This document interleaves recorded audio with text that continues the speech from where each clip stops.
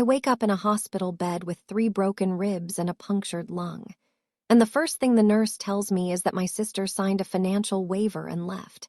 She was here for 20 minutes. 20 minutes. While I was in surgery, while a machine was breathing for me, my sister Margaret walked in, signed a piece of paper that said she wouldn't pay for any of it, and walked out. 5 days later, she comes back, strolls up to the nurse's station, and asks if I've been discharged yet. The nurse, a woman named Colleen, who'd been checking on me every 2 hours for 5 straight days, looks my sister dead in the eye and says one sentence. And I watch the color drain from Margot's face through the window of my room. My name is Aka. I'm 29. And this is the story of how my own sister tried to kill me for $2 million and how I made sure she lost everything. If you're watching this, please subscribe and let me know where you're watching from. But first, let me take you back to the night of the accident. It's a Tuesday night in March. I've just finished a 12-hour shift at the Millbrook Community Clinic. Flu season, short-staffed, the usual, and I'm driving home on Route 7. This stretch of road is practically muscle memory. I've driven it 1,000 times. Winding 2-lane blacktop through the Connecticut hills, guardrails on the curves, nothing unusual. I come up on the first sharp bend past the old covered bridge. I press the brake. Nothing, I press harder. The pedal sinks to the floor like stepping into mud. No assistance, no response. My hands lock on the wheel. The curve is coming fast. I pump the brake once, twice, 3 times, and there's this sick, hollow feeling like the car has forgotten what stopping means. Headlights sweep across the guardrail. I yank the wheel to the right, aiming for the shoulder. But at 45 mph on a downhill curve, there's no shoulder. There's gravel, then metal.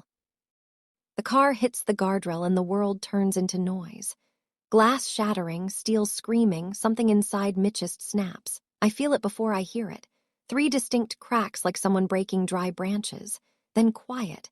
I'm hanging sideways in my seat belt, blood in my mouth. I can hear a siren somewhere far away, or maybe it's the ringing in my ears. A paramedic's face appears in the broken window. His lips are moving, but I only catch pieces. Punctured lung, at least 3 fractured ribs. Stay with us. And just before I go under for the second time, I hear someone, another paramedic, maybe a bystander, say, "Someone already called her sister." I hold on to that. In the darkness behind my eyelids, I think Margaret is coming. I'll be okay. That was the last time I trusted her.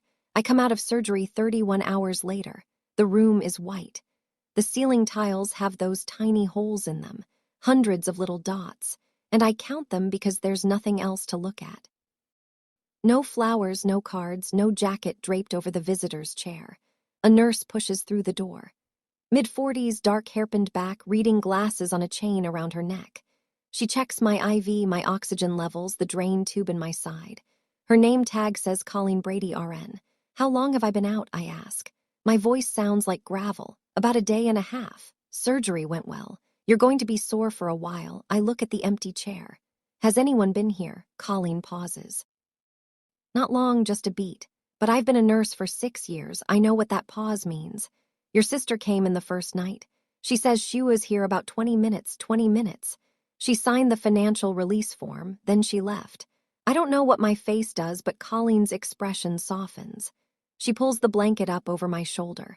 A small thing, a nothing thing, but it's the first gentle touch I've felt in 2 days. That night, I call my father. He picks up on the 4th ring. His voice has that loose, fuzzy quality I've known my whole life. The sound of Gerald Sinclair after his 3rd bourbon. "Hey, sweetheart, Margaret said she's handling everything. Don't worry about it. Dad, I'm in the hospital. I had surgery." Right. Margaret told us. She said, "You're doing fine." I hang up, stare at the phone in my hand. Colleen comes back in to adjust my pain meds. She looks at me and says quietly, "That financial release form, it means she made sure the hospital knows she's not paying for any of this." I don't answer. I just close my eyes and count ceiling tiles again. I need total you about Margaret and me. Growing up, Margot Sinclair was the sun, and I orbited her. Our father drank. Our mother cried. The house was a place you survived, not a place you lived. And Margaret, 5 years older, sharp as a blade, was the one who made it bearable. She'd pull me into her room during the worst nights, put headphones on me, and whisper, "Just listen to the music, I'll handle it." She drove me to my college scholarship interview when I was 17. Stayed in the car for 3 hours, engine running so the heat wouldn't die. When I got in afterward, hands shaking, she said, "You're going to get it and you're going to leave this town, and I'm going to be so proud of you." I believed every word. But Margaret had a habit I didn't notice until much later. Every favor came with a receipt. Every kindness had a ledger entry. "I sacrificed so much for you." She'd say it casually, the way you'd mention the weather. And I'd feel this pull in my chest, this quiet guilt, like I owed her something I could never fully repay. 5 years ago, Margaret married Brett Whitfield, a real estate developer with a big smile and bigger promises. She moved into a colonial in the nicest part of Millbrook, joined the charity board, started going by Mrs. Whitfield at parties. She introduced me to her friends as my little sister. "She's a nurse." Said it with this tilt of her head, like it was sweet, like it was small. Our grandmother, Frances Sinclair, saw through it long before I did. The last time I visited her before she passed, she held my hand and said, "Your sister loves the idea of family, Acacia. You love the actual people." I didn't understand what she meant. I do now. Day 3 in the hospital. I'm propped up on pillows trying to eat applesauce with my left hand because my right side is a constellation of bruises when Danny Oakes walks in. Danny and I went to college together. He's a mechanic now, runs a shop on the edge of town. The kind of guy who talks to engines like they're patients. We're not close the way we used to be, but he's the type who shows up. He heard about the accident from a mutual friend and drove straight here. He sits in the visitor's chair, the one nobody else has used, and puts a paper bag of donuts on the side table. Then he leans forward, elbows on his knees, and something in his face changes. "Aka, I need to tell you something."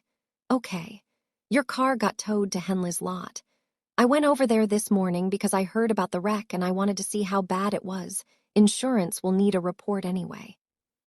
He stops, rubs his hands together. The brake line didn't wear out. It was cut. Clean cut.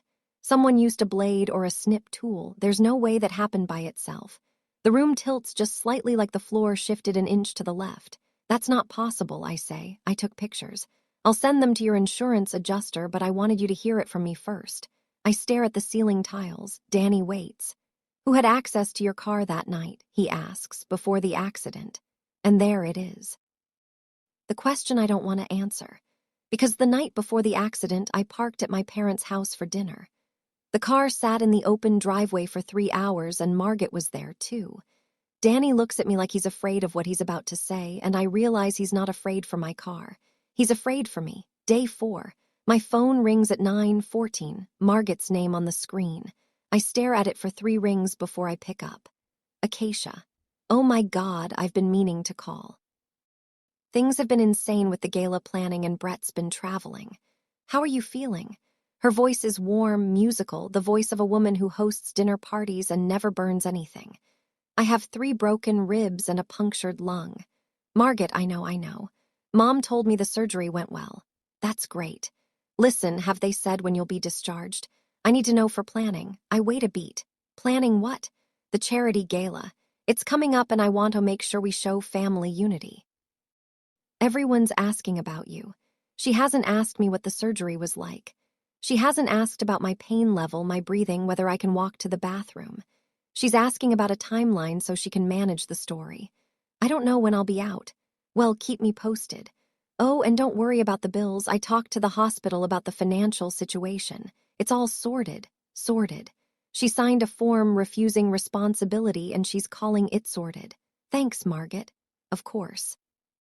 That's what big sisters are for. Love you. She hangs up. I sit there holding the phone, and for the first time since the accident, something shifts inside me. Not the broken ribs, something deeper, something underneath. Di's voice in my head. The brake line didn't wear out. It was cut. Margot's voice. "Have they said when you'll be discharged? I need to know for planning." Planning? She needs to know for planning. Maybe Danny is right. Maybe I should be afraid. That afternoon, a woman I've never met walks into my hospital room carrying a leather briefcase and the kind of quiet authority that makes the air in the room rearrange itself. Asha Sinclair. I'm Helen Ashford. I manage the trust your grandmother established. She's in her early 50s.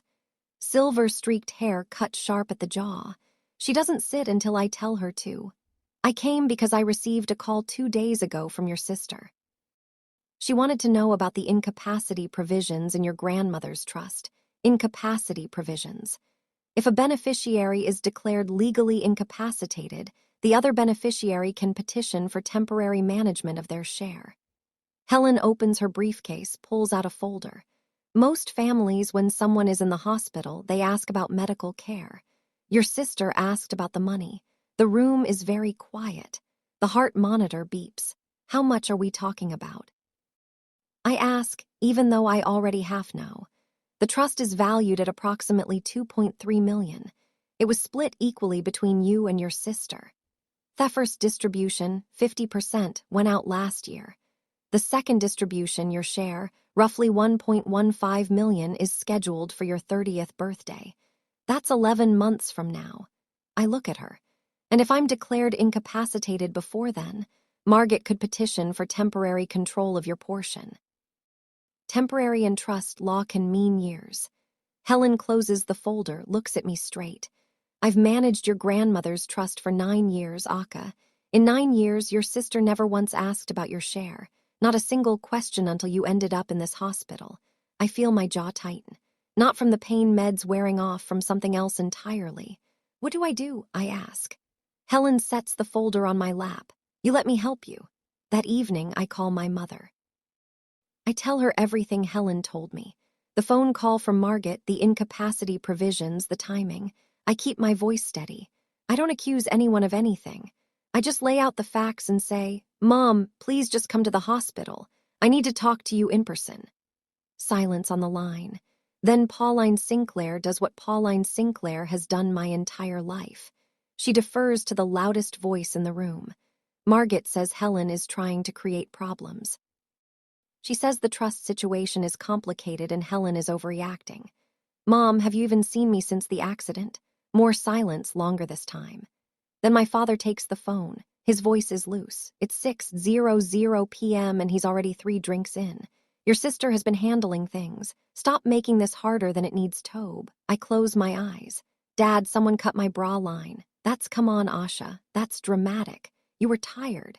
You said yourself you just pulled a double shift. I didn't say that. I haven't talked to you since the accident. Margot told you I said that. He doesn't respond. I hear ice clinking in a glass. Good night, Dad. I hang up, put the phone face down on the mattress. Colleen comes in a few minutes later. She doesn't say anything at first, just checks my vitals, adjusts the oxygen. Then she looks at me, really looks at me and says, for what it's worth, I've seen a lot of families come through this ward. The ones who don't show up, there's always a reason, and it's never a good one. She dims the lights and closes the door softly behind her. I lie in the dark and listen to the heart monitor count the seconds. Night 4. The hospital goes quiet after midnight. Just the hum of machines and the occasional squeak of shoes on linoleum. I lie on my back and stare at the dark ceiling and run through it in me head. The break line was cut. Margaret was at the house that night. 2 days after my accident, she called Helen about my trust. She hasn't visited. She hasn't asked how I'm breathing. And my parents chose her version of the story without reading a single page of mine. I think about Grandma Frances. The last Thanksgiving before she died, she pulled me aside in the kitchen and said, your sister loves the idea of family, Aka. You love the actual people. Don't let anyone confuse those two things. I didn't understand. Then I do now. At 7 the next morning, I call Helen.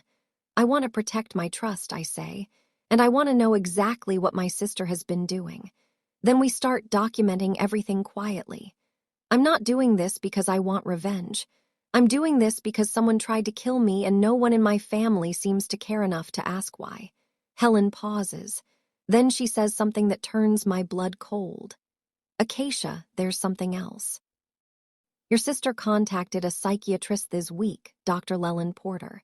She asked him about the process for having someone evaluated for legal incapacity. I grip the phone. She's not waiting for you to recover. Helen says she's building a case to have you declared incapacitated. If she succeeds, she controls your share of the trust before you ever see a cent. The ceiling tiles stare back at me. 216 of them. I've had plenty of time to count. Then we'd better move faster than she does. I say I need to tell you about my sister's life. The real one, not the Instagram version. Margaret married Brett Whitfield because he was handsome and ambitious and told her she'd never have to worry about money. For the first 3 years, that was true. Brett flipped properties, closed deals, drove a black Range Rover. They bought the Colonial on Maple Ridge. 4 bedrooms, wraparound porch, the kind of house that says, "We've made it before you even get to the front door." Then Brett bet everything on a residential development called Ridgeline Estates. 22 luxury homes on a hillside lot outside Millbrook. He borrowed $1.8 million. The project stalled. Permits got tangled. His investors pulled out. The bank sent letters, then more letters.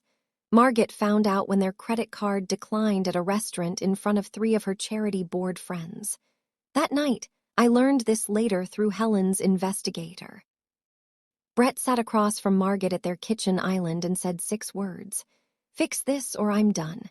Fix this." Like she was a contractor and the marriage was a leaky faucet. And Margaret looked around her life, the house with the wraparound porch, the charity gala with her name on the program, the friends who called her Mrs. Whitfield, and she understood. Without money, Brett leaves. Without Brett, the house goes. Without the house, the friends go. Without the friends, she's just Margot Sinclair from a drunk father's house on the wrong side of Millbrook. My share of Grandma Frances's trust. $1.15 million, $11 months from distribution, was the in-line number that could save her. My sister didn't try to kill me because she hates me. She tried to kill me because her husband told her to fix their money problem, and I was the easiest fix. Day 7, they discharged me with a binder full of instructions. No lifting, no driving, physical therapy 3 times a week. Follow up with the pulmonologist in 10 days. My lungs still whistle when I breathe too deep. I don't go home. My apartment in town, Margaret, has a spare key. She's had one since I moved in 3 years ago. For emergencies, she said. I never thought to ask whose emergencies. I don't go to my parents' house either. Colleen arranges it. Her mother, June Brady, lives alone in a little Cape Cod off County Road 9 about 15 minutes outside Millbrook. 2 bedrooms, a vegetable garden out back, a cat named Biscuit who sleeps on the radiator. June is 72 and sharp as a tack and doesn't ask questions she doesn't need answered. Stay as long as you need, Colleen tells me, handing me a bag of clean clothes she picked up from a thrift store. June likes company, and no one in your family knows where she lives. For the first time in my life, I don't tell my family where I am. I don't text Margot. I don't update my father. I don't call my mother. I sit in June's guest room, ribs aching, breathing in shallow sips. And I feel something I haven't felt in years. Quiet, not the quiet of being ignored, the quiet of being safe. Helen sends me a secure email that evening. Subject line, Gala, Millbrook Country Club, May 17th. The body is a single paragraph. Your family's annual charity fundraiser is 4 weeks away. Margaret is chairing it. She can't miss it. It's her stage. That's where she's most visible and most vulnerable. Start thinking about that.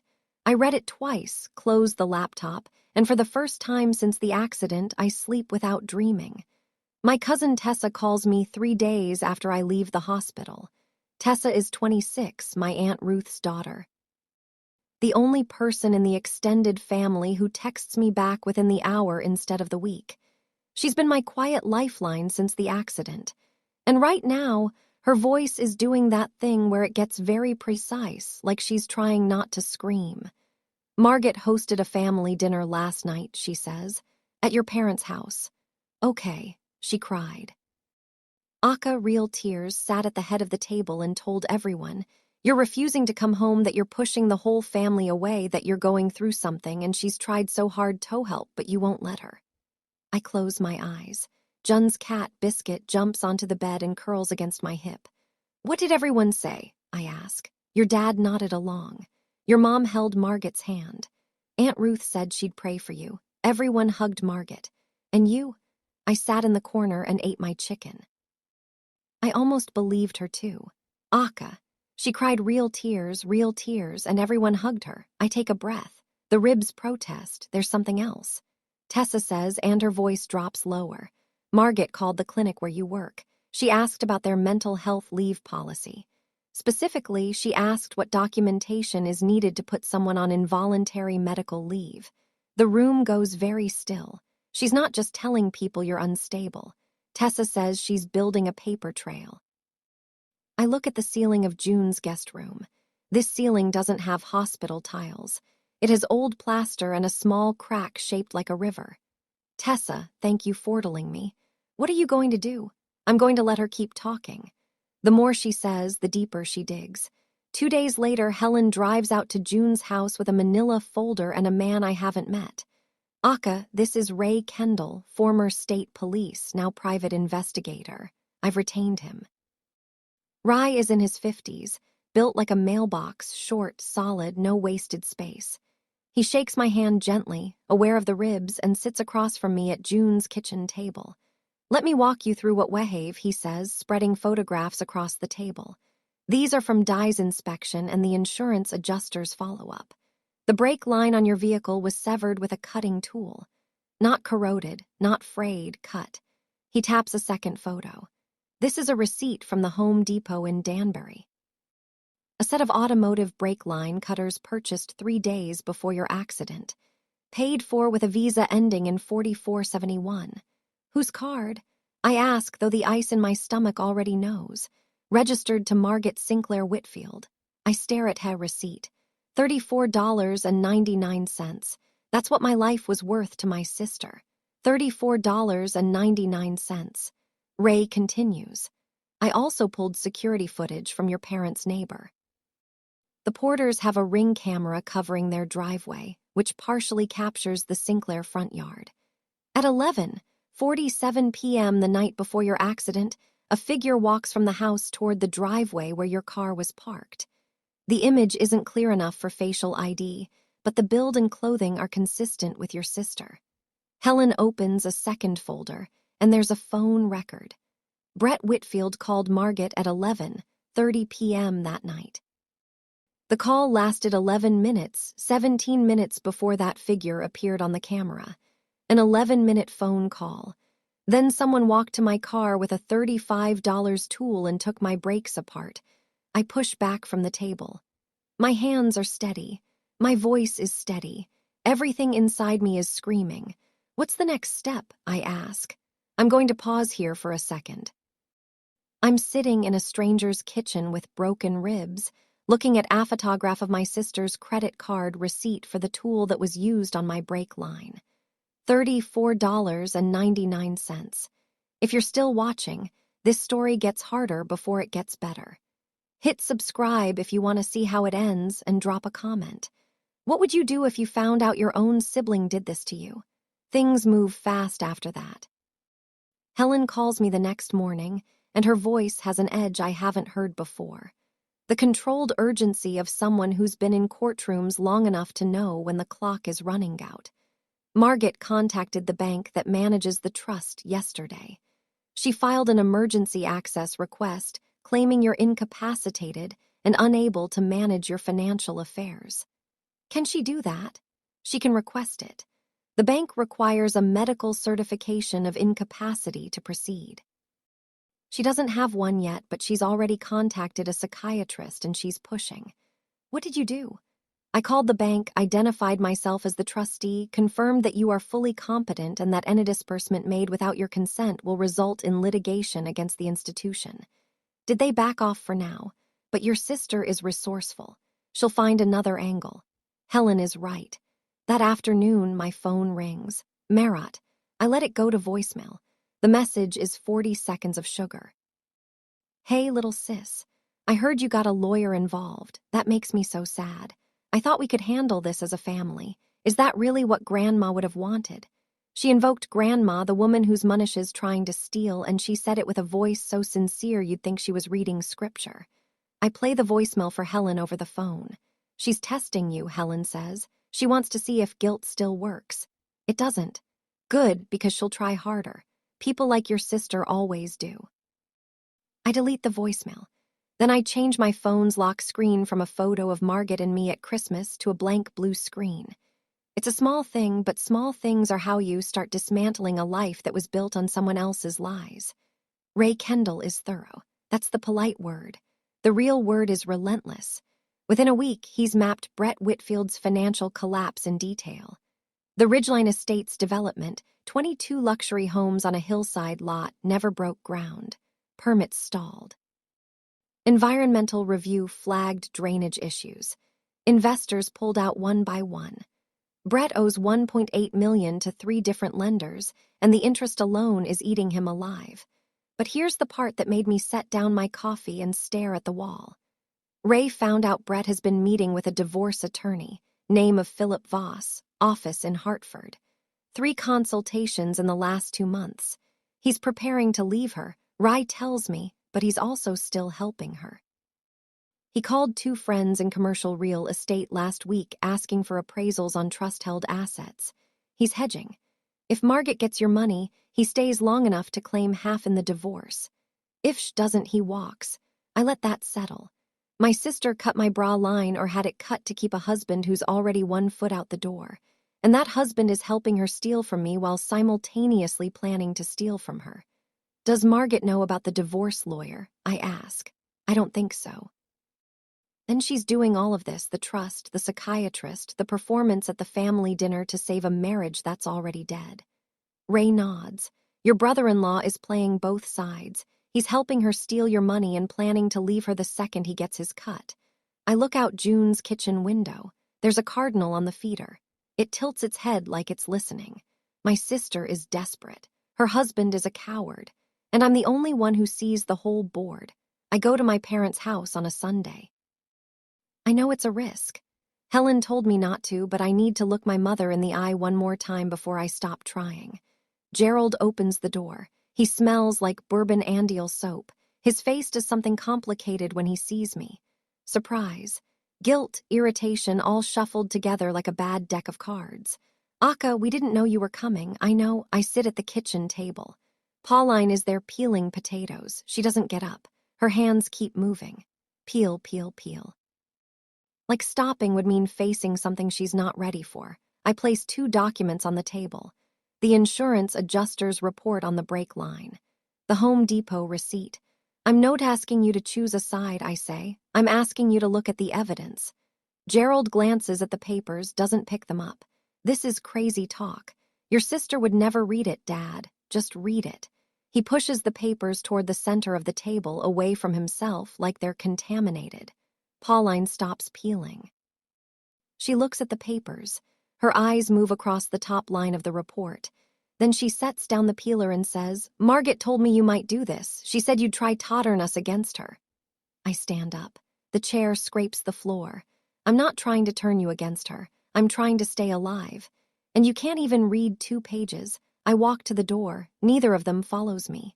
In the car, I sit for 3 minutes with the engine off. My hands are on the steering wheel, the same position they were in when the brakes failed. And for the first and only time in this entire story, I cry. Then I drive back to June's house and don't look in the rearview mirror. 3 weeks. I heal. Not all at once. Healing isn't a switch. It's a slow fade. The ribs go from screaming to aching to a dull reminder every time I reach for something on a high shelf. Physical therapy twice a week. I do the exercises in June's living room while Biscuit watches from the radiator like a furry supervisor. Meanwhile, Helen builds the case. She's methodical. Every document goes into a binder with tabs. Insurance report, Danny's photographs, the Home Depot receipt, the neighbor's Ring camera footage, the phone record showing Brett's 11-minute call at 11:30. Margaret's inquiries to the bank and the psychiatrist. Colleen's written statement about Margot's 20-minute hospital visit. Ray adds one more piece. Brett purchased a pair of nitrile gloves at the same Home Depot. Same receipt, same trip, $34.99 for the cutters, $7.49 for the gloves, $4,248, the full cost of trying to erase me. Helen files two things simultaneously. First, a formal complaint with the Millbrook Police Department requesting a criminal investigation into the tampering of my vehicle's brake system. Second, a civil petition to remove Margaret as a beneficiary of the Francis Sinclair Trust under the interim clause, a provision that strips inheritance from any beneficiary who attempts to harm another. The criminal investigation will take time, Helen tells me over the phone. But the civil petition moves faster, and the gala is in 10 days. You think the gala matters? I think your sister has spent her entire life performing for an audience. And I think the best way to stop a performance is to change the script while she's still on stage. I close the binder, run my fingers over the tabs. 10 days. Tessa keeps me updated like a field correspondent. Margaret posted on Instagram today, she says, her voice flat. Photo of her in the country club kitchen supervising flower arrangements. Caption, family is everything. Grateful for another year of giving back. How many likes? 212. Your mom commented a heart emoji. I almost laugh. Almost. Tessa tells me about Thebrunch.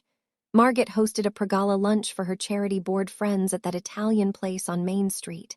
White tablecloths, sparkling water, the whole production. She told her friends I was recovering but being difficult. Said it with the sad smile of a woman who has tried everything. She actually said, "You know how it is with younger siblings," Tessa reports. Like you're a moody teenager and not a grown woman who was in a car wreck. Did anyone push back? No, they ordered tiramisu. One more thing, Margaret added my name to the gala guest list. Sent the invitation through our mother, a cream envelope with gold embossing. Pauline left it in my apartment mailbox. She wants you there, Tessa says, not because she cares, because she needs the visual. Look, my sister came. We're fine, nothing to see here. I hold the envelope, turn it over. My name in Margot's handwriting. Careful, pretty cursive. The kind you practice, I'll be there. I tell Tessa, "Are you sure?" "I'm sure. What are you going to do?" "I'm going to let my sister have her stage, and then I'm going to hand her something she can't perform her way out of." Tessa is quiet for a moment, then "I'll save you a seat." She hangs up. I look at the invitation one more time, then set it on the nightstand next to the binder. 10 days becomes 3. Helen and I meet at a diner 2 towns over. Neutral ground. She orders black coffee and a blueberry muffin she doesn't touch.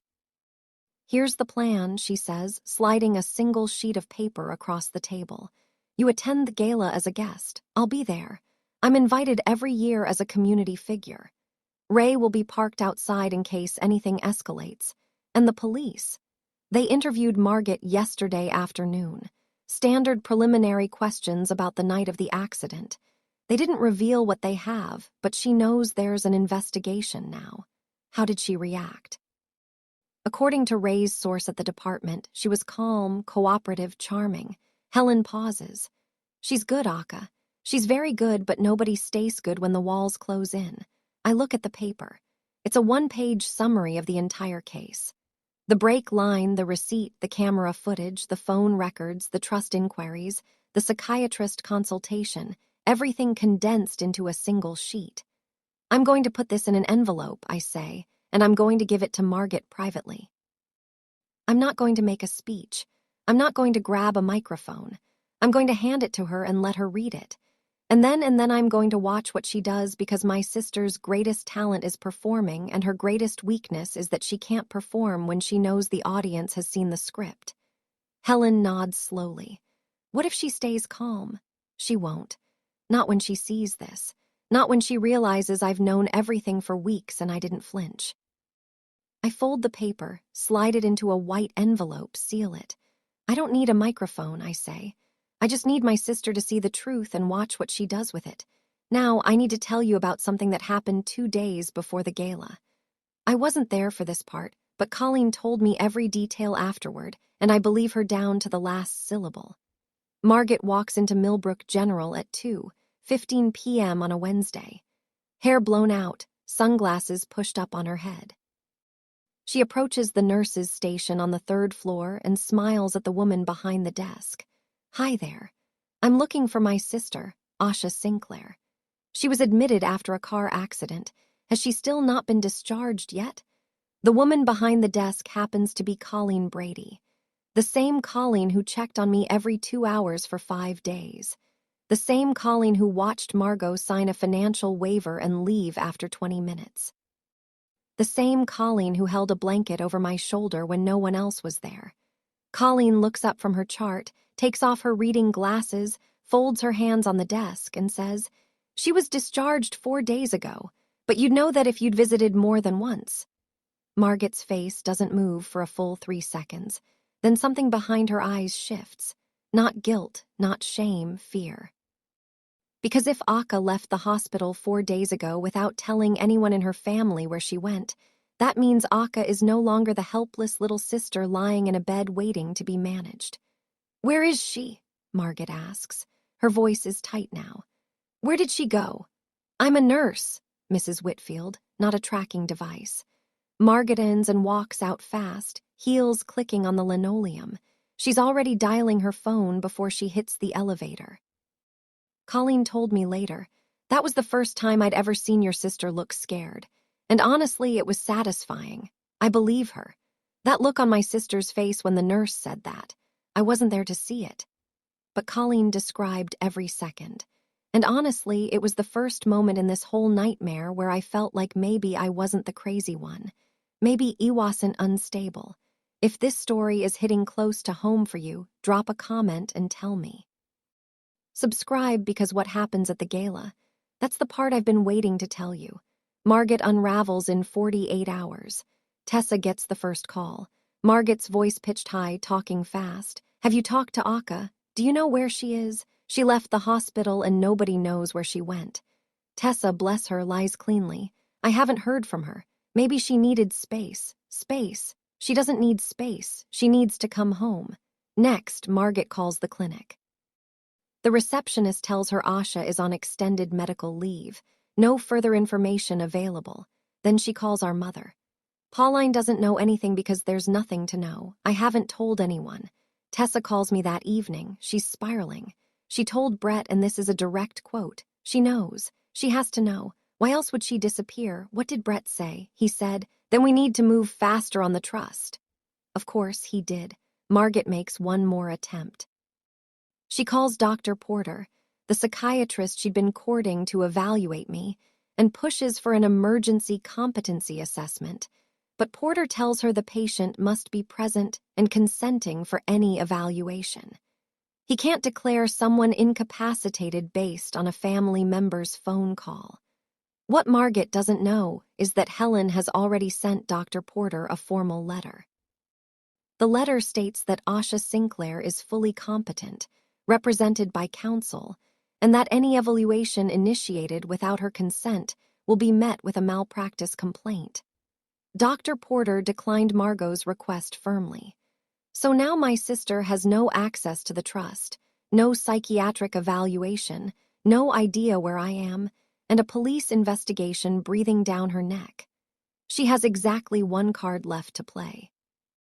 The gala, 200 people, a microphone, her name on the program, the last stage she'll ever own. The night before the gala, I sit in June's guest room with the white envelope on the nightstand and the binder on the bed and biscuit purring on my feet. I think about Grandma Frances, not the trust, not the money. I think about her hands, papery and warm, always holding mine a little too long, like she was memorizing the feel of it. The last time I saw her, she was in the hospice bed and she pulled me close and said, "Promise me you'll never let anyone, especially someone who shares your blood, make you feel like you deserve less than what's yours."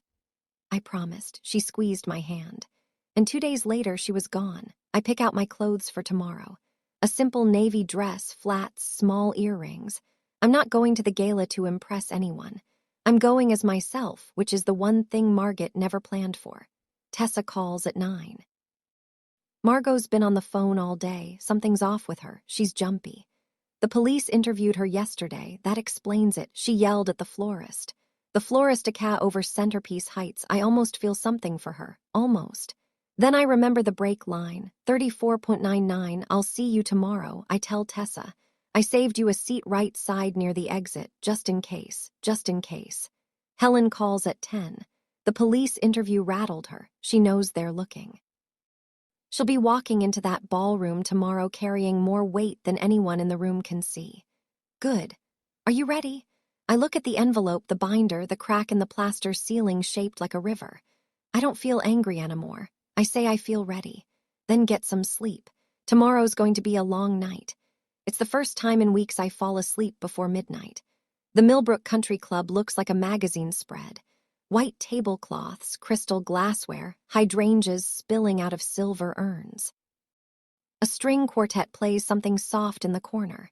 200 guests, local politicians, business owners, charity board members, the women Margaret brunches with, circulate the ballroom in cocktail dresses and sport coats, holding wine glasses like props. Margaret stands near the entrance in a crimson gown, greeting people with the precision of a woman who has rehearsed this night 100 times. She's radiant, she's warm, she's everything you'd want in a host. I walk through the front door at 6:45 p.m. The room doesn't go silent. That only happens in movies, but there's a ripple, a pause, a few heads turn. Someone whispers something. I'm the sister who was in the car accident, the sister who disappeared. Margaret sees me, and for 1/2 second, a fraction of a moment that nobody else catches, her face does something honest. Her smile falters. Her eyes widen. She looks like a woman who just heard a noise in an empty house. Then the mask snaps back on. She crosses the room with her arms open. Oh my God, Aka, you came, her voice carries. She makes sure of it. Everyone, my sister is here. This is what family is about. She hugs me. I hug her back. She smells like Chanel and hairspray. I lean close to her ear. We need to talk privately after your speech. I feel her body go rigid, just for a second. Then she pulls back, smiling, and says brightly, of course, let me get you a drink. Gerald and Pauline are at the VIP table. My father lifts his glass. My mother gives me a look that's equal parts relief and worry. Helen sits 3 tables away, watching, waiting. The string quartet plays on. At 7:30, Margaret takes the stage. She stands behind a slim podium with the charity's logo projected on the screen behind her. The room quiets. She adjusts the microphone, smiles. Thank you all for being here tonight, she begins. This gala means so much to our family. Every year we come together to give back to this community, and this year is especially meaningful. Her voice is steady, practiced. She talks about the scholarship fund, the food bank donations, the community garden project. The audience nods along, then she pivots. This has been a difficult year for the Sinclairs. Some of you know that my baby sister Acacia was in a terrible car accident a few weeks ago. A murmur of sympathy. But our family came together. We supported each other. That's what Sinclairs do. She pauses for a fact, eyes glistening. I was at the hospital every day, sitting by her side, praying for her recovery. Every day she was there for 20 minutes. Once I sit at my table, my face is still. Tessa's hand finds mine under the tablecloth and squeezes. And tonight, Margaret continues, voice breaking beautifully. My sister is here with us. Aka, stand up. Let everyone see you. 200 faces turn toward me. I don't stand. I lift my hand in a small wave, a polite smile. The room applauds. Margaret wipes a tear, and from 3 tables over, Colleen Brady, whom Helen invited as a guest, sets her water glass down on the table with a quiet click. She looks at Margaret the way a surgeon looks at an X-ray because Colleen was there. Colleen knows exactly how many times Margaret visited. Margaret finishes her speech. The applause is warm. She steps down from the stage, flushed with triumph. She has no idea what's in the envelope. 10 minutes after the speech, I catch Margot's eye across the room. I tilt my head toward the lounge, a small side room off the main ballroom with frosted glass doors. She nods, follows me in. The lounge is quiet. Leather chairs, a bar cart nobody's using, soft lighting. Through the frosted glass, the ballroom is a blur of shapes and voices. I close the door, take the envelope from my clutch, set it on the table between us. Open it, I say. Margaret looks at the envelope, then at me. She picks it up, slides out the single sheet. I watch her eyes move line by line, the brake line report, the Home Depot receipt, her credit card, the Ring camera timestamp, Brett's phone call at 11:30 p.m., her inquiries to the bank, her calls to the psychiatrist. All of it condensed into 12 neat paragraphs. Her hands start to shake. Not a lot, just enough. This is insane, she whispers. You're making this up. The police have the same document, Margaret. Helen filed it last week. Her head snaps up. Helen, of course, she's been poisoning you against me since no one poisoned me. You cut my bra line or you had Brett do it. Either way, it's done. She stands. The paper trembles in her hand. I'm not here to destroy you, I say. I'm giving you a chance. Walk out there, tell the truth, and resign from the trust. Or let Helen and the police handle it. Those are your options. Margot's eyes are wet. But this time the tears aren't performed. This time they're real and they look different. Raw, panicked, ugly. You've always been jealous of me, she says. Her voice cracks. Jealous? Margot, you cut my bra line. There's nothing left to be jealous of. She stares at me. Then she grabs the door handle and pushes into the ballroom. Margaret doesn't walk out. She erupts. She pushes through the frosted doors into the ballroom with the paper still in her hand. Tears streaming, voice pitched high enough to cut through the string quartet. My sister is attacking me. She hired a lawyer to destroy me. She's been making up lies. Lies about our family, about our grandmother's trust. 200 people stop talking. Forks pause midair, wine glasses hover. I step out behind her. I don't say a word. Margaret spins toward the crowd, playing to them the way she always has. The gasping, wounded performance of a woman wronged. She's trying to steal Grandma's trust. She's the one who's unstable. Ask anyone. Silence. The terrible witnessing kind. Helen Ashford rises from her table. She buttons her blazer, walks to the center of the room with the calm of someone who has done this in courtrooms for 30 years. Mrs. Whitfield, I'm Helen Ashford, trustee of Francis Sinclair's trust. Everything in that document is verified, documented, and has been submitted to the Millbrook Police Department. If you'd like to continue this conversation publicly, I'm prepared to do so. Margaret wheels toward the VIP table. Brett, tell them she's lying. Brett Whitfield looks at his wife. He looks at the 200 faces watching him. Then he looks down at his plate. He doesn't stand up. He doesn't say a word. A chair scrapes. Colleen Brady stands. Her voice is clear and level. I was the night nurse when your sister was admitted. You came once 20 minutes. You signed the financial waiver and left. I have the hospital log. The ballroom holds its breath. 200 people, not a sound. Margaret looks around the room, every face, every pair of eyes, and finds nothing. No allies, no rescue, no script. She turns and walks out the door. The door swings shut behind Margot. The string quartet has stopped playing. Somewhere in the room, a glass clinks against a table. That's the only sound. I stand in the middle of the ballroom in my navy dress with 200 people looking at me, and I don't feel what I thought I'd feel. I don't feel victorious. I don't feel vindicated. I feel like I just watched my sister walk off a cliff she'd been building for years. Gerald rises from the VIP table. His face is white. His hands hang at his sides empty, no glass for once. He opens his mouth, but nothing comes out. Pauline is crying into a napkin, shoulders shaking, and she won't look at me. She won't look at anyone. Helen crosses the room and stands beside me. The police will contact Margaret in the morning. The civil petition has been filed. Your trust is protected. I nod. Tessa appears at my side and puts her arm through mine. She doesn't say anything. She doesn't need to. I look around the ballroom one more time. These people, politicians, business owners, charity donors, they're not my audience. They're not my jury. They're just witnesses. And witnesses are all I ever needed. Not to humiliate my sister, just to make sure the truth had a room full of people who heard it. Helen walks me to the door. You handled that with grace, she says. I don't feel graceful. I feel tired. That's how it's supposed to feel. The adrenaline wears off and what's left is the truth. And the truth is heavy. I step outside. The parking lot is empty. Margot's car is already gone. I thought I'd feel like I won something. I don't. I feel like I just buried a sister who was already dead to me the moment she cut that bra line. Tessa drives me home. The fallout comes in waves. Week 1. The Millbrook Police Department formally charges Margot Sinclair Whitfield with reckless endangerment in the 1st degree. The detective tells Helen they're building a case for attempted murder pending the completion of the forensic analysis on the brain tool marks. If the charge upgrades, she's looking at 5 to 15 years. Week 2. Brett Whitfield files for divorce 3 days after the gala.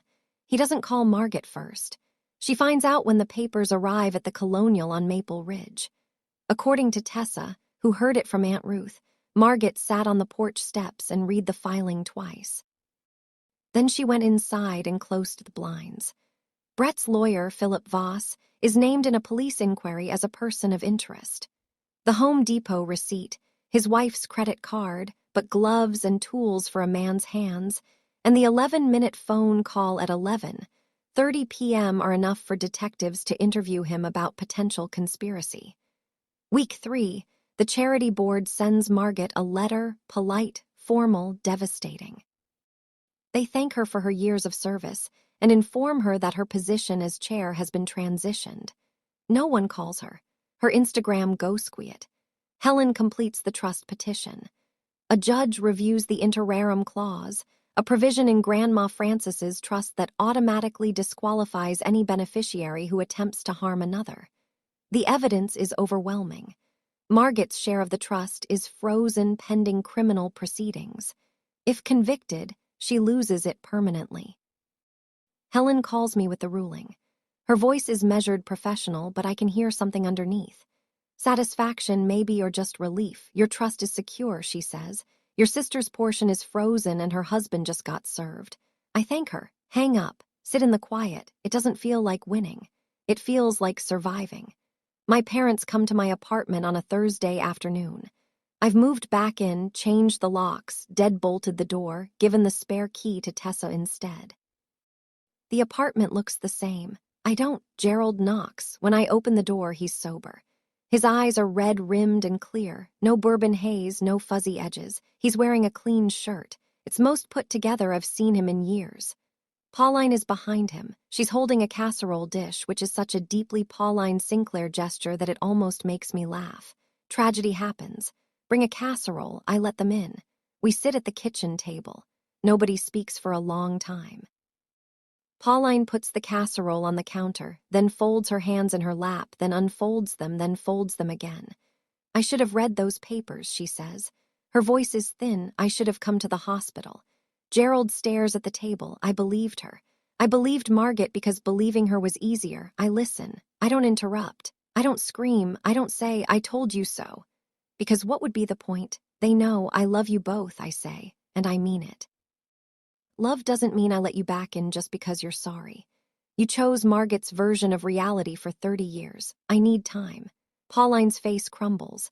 Gerald nods slowly, heavily, like the nod itself weighs something. How much time? My mother asks. I don't know. That's the honest answer. Gerald stands. He puts his hand on the back of the chair, steadying himself. Not from drink, but from something harder. Your grandmother would be proud of you, he says. I wish I could say the same for myself. They leave. The casserole stays. I eat it that night alone, and it tastes exactly like my mother's kitchen. A week later, a letter arrives at my apartment, hand-delivered by Margot's attorney, not Margaret herself, handwritten on plain white paper. I open it at the kitchen table with a cup of coffee. I don't drink. The letter doesn't say I'm sorry. Margaret has never been good at those words. Instead, it says this. I didn't plan it for months. I planned it in one night. Brett told me he was leaving and I panicked. That doesn't make it right. But you should know I wasn't always this person. 9 sentences total. No excuses, no justifications, no plea for forgiveness. Just a flat, exhausted statement of fact from a woman who finally ran out of performances. I read it twice. Then I set it on the table and look out the window. I think about Margaret at 15. The night Dad threw a bottle at the wall and the glass went everywhere and Margaret grabbed me. I was 10, barefoot, crying, and carried me to her room and put headphones on me. She held me until I stopped shaking. She was a child herself. She was protecting me with everything she had. I think about Margaret at 34, standing in a dark driveway at 11:47 p.m. with a $35 tool, cutting the brake line on her little sister's car because her husband told her to fix the money problem. Both are real. Both are Margot. I fold the letter, put it in the nightstand drawer, not the trash, not the binder, not somewhere I'll see it every day. Just a thing that exists, a truth I can hold without opening the door. She wasn't always this person, but she became this person. And I can grieve the sister she was without forgiving the woman she chose to be. I close the drawer, finish my coffee. It's cold by now, but I drink it anyway. Friday night, Tessa comes over with grocery bags and a playlist she made on her phone. "We're making pasta," she announces, kicking off her shoes at the door. Grandma Frances's recipe, the one with the brown butter and sage. We cook in my small kitchen with the windows open and the spring air coming in. Tessa chops garlic with the confidence of someone who watched too many cooking shows. I stir the butter, watching it turn from gold to amber, and the smell fills the apartment warm and nutty and familiar. "Grandma always said you were the strong one," Tessa says, not looking up from the cutting board. "I'm not strong. I just got tired of being the only one carrying the weight. That's the same thing, Aka. We eat at the kitchen table, the same table where I read Margot's letter, where I showed my parents the evidence, where I sat alone for too many meals. But tonight, it feels different. Tonight, the table has 2 plates, 2 glasses of wine, and a bread basket Tessa insisted on because carbs are healing. Danny stops by to return a book he borrowed months ago. He stays for pasta. He eats 2 plates and tells a story about a customer who brought in a lawn mower for an oil change. We laugh, a real laugh. The kind that uses your whole chest, and my ribs only protest a little. Colleen calls to check in. June says, "Hello, Biscuit misses you." I look around my kitchen. These people, a cousin, an old friend, a nurse, a 72-year-old woman, and her cat. They're not the family I was born into. They're the family I found. Or maybe the family that found me. Family isn't the people who share your blood. It's the people who show up at the hospital. 6 months later, I go back to the clinic in September. My first shift back, the receptionist, a woman named Linda who has worked the front desk for 20 years, hands me a coffee and says, "Welcome back. The flu's early this year." No fanfare, no drama, just work. I love it.